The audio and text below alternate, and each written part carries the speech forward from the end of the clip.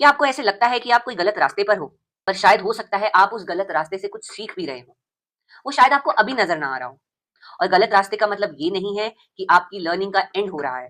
कभी कभी गलत रास्ता भी हमें सही लेसन दे देता है, जैसे कि कई बारी कुछ गलत लोग हमको सही रास्ते पर डाल जाते हैं। हमारी लाइफ का एक ट्रॉमा, एक इंसिडेंट हमें सही रास्ते पर ले जाता है। और ये भी जरूरी नहीं है कि हर जर्नी आपकी सीधी हो या बिल्कुल ठीक हो।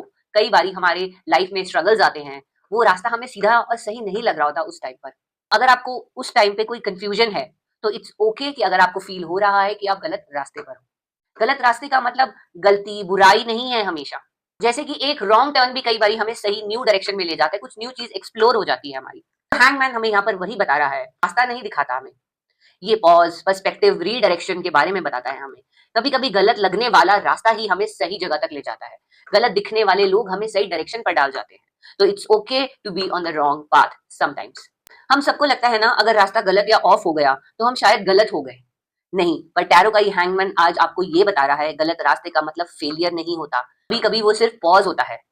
कभी करियर में डायरेक्शन समझ नहीं आती हमें, या रिलेशनशिप लगता है कि गलत जा रहा है, ये मेरा पर्सन ही नहीं है जो मैंने सोचा था। कभी डिसीजन ले लिया और बाद में डाउट आया हमें अपने ऊपर, और फिर हम खुद को जज करने लगते हैं। मैं यहाँ कैसे आ गया, ये मुझसे गलती कैसे हो गई, मैं मुझ में इतनी समझ होते हुए भी मैंने ये गलती कैसे कर ली। तो ये सारे थॉट्स आना नॉर्मल है, पर हैंगमैन हमें कहता है हम अटके हुए नहीं होते, वहां पे हम सीख रहे होते हैं। और हैंगमैन हमें सिर्फ न्यू पर्सपेक्टिव की बात करता है, न्यू डायरेक्शन के बारे में बताता है कि बस थोड़ा सा हमको हमारा माइंड उन नेगेटिव थॉट्स की बजाय थोड़ा अपने आप को पॉजिटिव डायरेक्शन में लेकर जाना। तो वो पॉज के लिए बताता है हमें कि अभी आप थोड़ा पॉज लो, सोचो, फिर आगे बढ़ो। इस कार्ड में जो ये इंसान उल्टा लटका हुआ है, पर दर्द में नहीं है, एक्सेप्टेंस में है। क्या इसके फेस पे आपको कहीं पर भी कोई थकन, गुस्सा, रिवेंज, एंगर जैसी चीज दिख रही है? नहीं, क्योंकि वो एक्सेप्टेंस में है। मतलब जब तक रुक कर चीजों को अलग नजरिए से नहीं देखोगे ना, तब तक क्लैरिटी नहीं आएगी। कभी कभी हमारी लाइफ में जो सेटबैक्स आते हैं ना, वो सिर्फ हमको उस रीडायरेक्शन के लिए आते हैं कि रुको, क्लैरिटी लो, आगे हमें कहाँ जाना है। हर रास्ता जो स्लो है गलत नहीं है। हर डिले पनिशमेंट नहीं होता। अगर आज आप ये फील कर रहे हो कि आप गलत हो, गलत फेज में हो, या गलत चॉइस ले चुके हो, तो खुद को ये बोलो, मैं गलत नहीं हूं, मैं प्रोसेस में हूं। और पॉज प्रोसेस का पार्ट है।